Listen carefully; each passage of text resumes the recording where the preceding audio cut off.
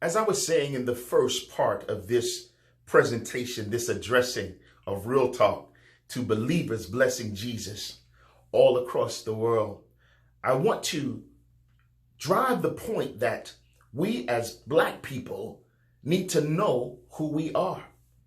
And the Bible gives us our ancestral lineage. Through the Bible, we learn who we are now. No shade, no disrespect to any of the preachers and teachers, but growing up, I've always heard over the pulpit and from preachers and teachers all over that we as Black people and as sinners saved by grace, we're adopted into the family of God.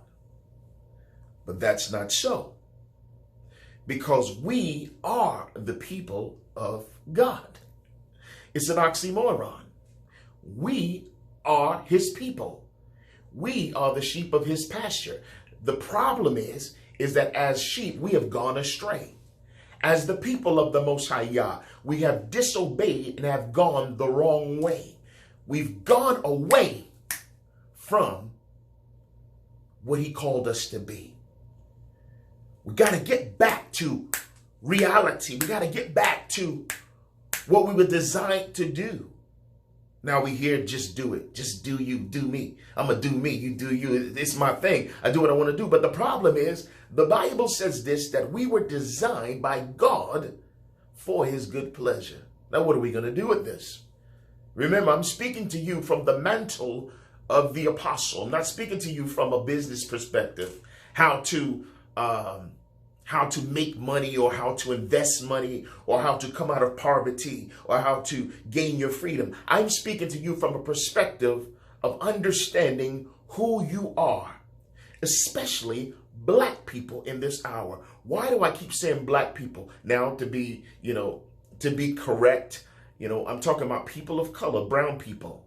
There's a difference between Africans and what we call African Americans. There's a big difference. Some say African, some say African American. There's a complete difference between the two. Africans, African American. There's two different people. And by the way, when God deals with people, he deals with nations. He don't deal with color. He deals with nations. Yes, color is mentioned in the Bible. Hand in the bosom. Came out, it was leprous, white as snow. Can't tell you everything. You got to do some research. Put your hand in the bosom, pull it back out. It was leprous, white as snow. Well, if it was leprous once he pulled it out, what color was it when he put it in? Hello, somebody. Let me just go down real quick and give you just a quick brief synopsis. When the Messiah was born and the king wanted to kill the Messiah. Remember, he conspired and told the wise men, when you find out where he is, let me know so I can come worship him too. That's what we call the okie doke. He really wanted to kill the Messiah. And by the way, his true name and natural name is Yeshua. Actually, Joshua. But being that it's true that there are no J's in the Hebrew language, which is our original language as Black people, his name is Yeshua. Yah having the Yod sound, which is part of the Hebrew alphabet, which comes from, our original language. We get the alphabet actually from the alphabet. The alphabet has 26 letters. The alphabet has 22. And the letter Yod gives the Yah sound. So when you see the original writing of the Messiah's name, it says Yeshua starts with the Yod letter. So it gives that Yah sound because once again, the letter J was only entered into the American alphabet about 500 years ago. That's a little history lesson for you. Now, some people say, what is he talking about? If this is over your head, I understand. No love lost. Just pray for your brother. Don't even worry about it. But if you desire to know truth, desire to know more, I want you to connect with this mantle because I'm going to start teaching on Zoom live, and it's going to be called The Mantle. I need to speak to believers blessing Jesus. I need to speak to people who are stuck and they want to be set free. I want to speak to people who are sick and tired of churchological systematics. Is there a true church? Yes, there's a true church of Jesus Christ. There's and Jesus the Christ. Christ is not his last name, okay? He is the anointed one. He is Yeshua HaMashiach. To all my Hebrew brothers and sisters and to all my conscious brothers and sisters, I want to invite you too, because I need to speak and minister to your soul as well.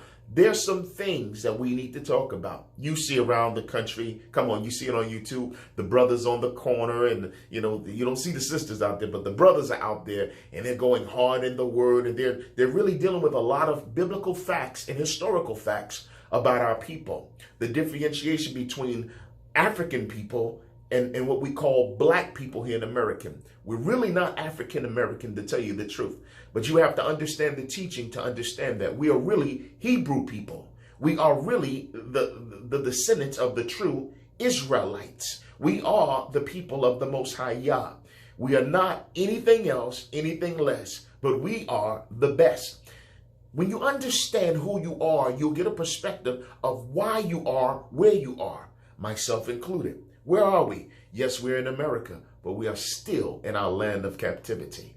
You have to understand the teaching. I want you to connect with the Mantle, because we will be speaking about a variety of topics, not just our culture, but understanding your culture is very important in this hour, because the stuff that you're seeing in the streets, the killing, the injustice, the murder, the stuff that's happening is relevant to the word.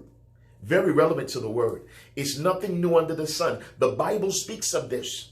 Now, I'm just being transparent. This is not from a standpoint of being just a hip hop apostle or being able to spit ill lyrics or to be able to say, well, I'm an author, I wrote this book. There's a lot of things that the Most High has blessed me to do in this season, and I'm so thankful unto the Most High. I'm so thankful. Blessings are dropping everywhere. You hear the sounds of blessings.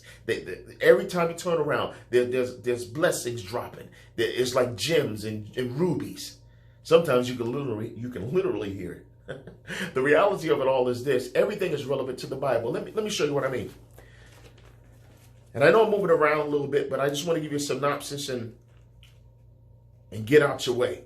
But I want to bring some things to the forefront. You've heard about Deuteronomy 28. That is our history and the foundation of why we are where we are. That's Deuteronomy 28. Now, Deuteronomy 28 has 68 verses. Watch this.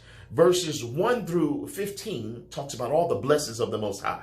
I need you to check it out for yourself before you say, this man is mad. He's hating on all the preachers. And listen, no, I'm not. I'm trying to help you, because the Bible says this. If our gospel be hid, is hidden unto them that are lost. We have gone astray as the people of Yah. We're way off. We do so many things in the likelihood of the Roman Catholic Church. And I'm not throwing them under the bus. But listen, the Roman Catholic Church is not the original identity or the standard of the children of Yisrael. Listen, the Yeladim, which is the children of the Most High Yah, we have our own flavor. We have our own statues and our own, and when I say statues, I'm not talking about physical statues, because the Bible speaks about statues and idols and things of that nature. That's another whole lesson. I'm not getting into that right now. But when I say statues, I'm talking about we have our own precedents, things that we ought to live up to, expectations that the Most High has given us. And one of them deals with not forgetting who we are in Him. In Him we live, we move, we breathe, and we have our being. So we take on this presentation of other cultures and other religious organizations and entities and realities that's really a direct smack in the face of the Father, because we have our own liturgical garments. We have our own priestly garments. We have our own gear. We have our own stuff. Actually, it was stolen from us, and other nations studied it and did a remix on it and then represented it back to us as if we were heathens and needed to know who Jesus is. When, in fact, we are family members. The black people in America, we come from the tribe of Judah, many of us. And I'll tell you something about Judah. I did a research on this, and it really blessed my heart. I'll tell you this. One thing Judah does every time they come into the land, they plant black-eyed peas. Yes, black-eyed peas. And it's funny because just like any other sibling, your siblings know things that you like and what you do. When other tribes will come into an area and they see the black-eyed peas, they know that Judah was there. Interesting, isn't it?